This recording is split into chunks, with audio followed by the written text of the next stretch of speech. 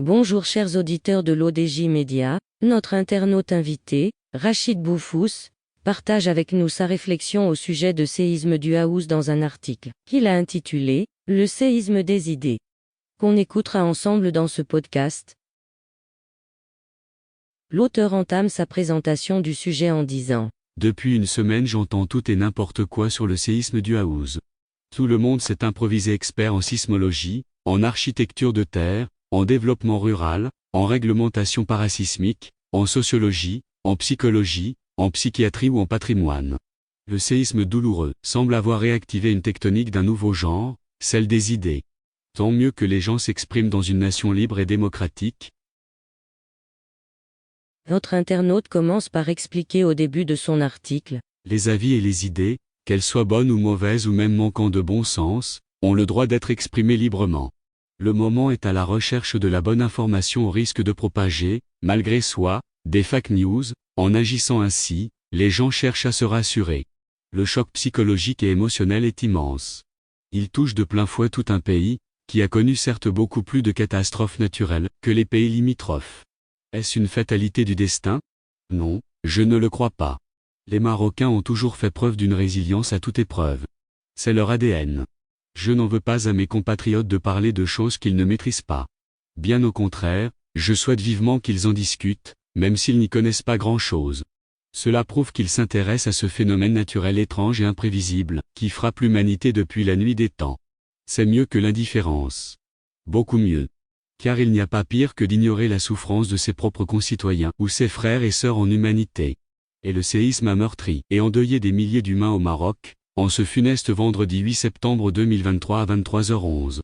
La formidable solidarité, qui s'est exprimée spontanément envers les zones sinistrées et ses habitants, est une leçon extraordinaire d'humanité, donnée par les Marocains au reste du monde. Nous sommes un pays globalement pauvre, sans beaucoup de moyens ni de ressources naturelles, mais nous avons un peuple d'un courage extraordinaire et d'une bonté sans égale. Être Marocain aujourd'hui est un privilège, au-delà des contingences et des insuffisances. On nous critique de l'extérieur, car on refuserait les aides de certains pays. Nous ne refusons l'aide de personne, mais nous nous opposons à la charité calculée et à l'hypocrisie bien ordonnée de certaines nations. Quand on se proclame ami du Maroc et des Marocains, on le démontre tous les jours et non quand ça nous chante ou quand ça nous arrange. Nous les Marocains, nous sommes un peuple fier qui tient plus que tout à sa liberté d'action, de parole et de sentiment. Cela a provoqué un séisme aussi chez les tenants d'un paternalisme d'obédience colonialiste et d'une condescendance envers les bougnoules, que nous sommes à leurs yeux, quoi que l'on fasse, et quand ces nations ne trouvent rien à se mettre sous la dent, pour nous prendre en défaut, leur presse s'attaque de manière acharnée et inexplicable à notre monarchie et à notre roi. Monsieur Rachid Boufous enrichit son discours de la manière suivante. On leur dit simplement, que chez nous, quand la caravane passe, on ne laisse pas les chiens aboyer. On arrête la caravane, on descend de nos dromadaires et on tabasse chaque chien, jusqu'à ce que la meute cesse d'aboyer. Si jadis, on fermait les yeux et on baissait la tête, dorénavant on ne laisse rien passer. Et ça aussi c'est un séisme. Celui qui touche au plus profond de nous-mêmes, ce à quoi nous tenons le plus, à savoir notre dignité d'Amazigh, d'Arabes, de Juifs et de Sahraouis. Tous ces peuples aux parlers différents et aux cultures et aux religions hétéroclites ont décidé un jour de vivre sur cette terre marocaine et de bâtir une grande civilisation humaine, sous l'égide de monarchies successives depuis la nuit des temps. Cela peu de gens à l'extérieur du Maroc peuvent le comprendre. Il n'y a d'ailleurs rien à comprendre. Il faut nous accepter tels que nous sommes, comme nous acceptons le reste du monde, tel qu'il est, Marocains et Marocaines, parler, discuter, palabrer, analyser, supputer. Tant que vous en aurez la force. La parole doit sortir pour servir de baume aux douleurs profondes de notre peuple en ces moments de douleur et de larmes.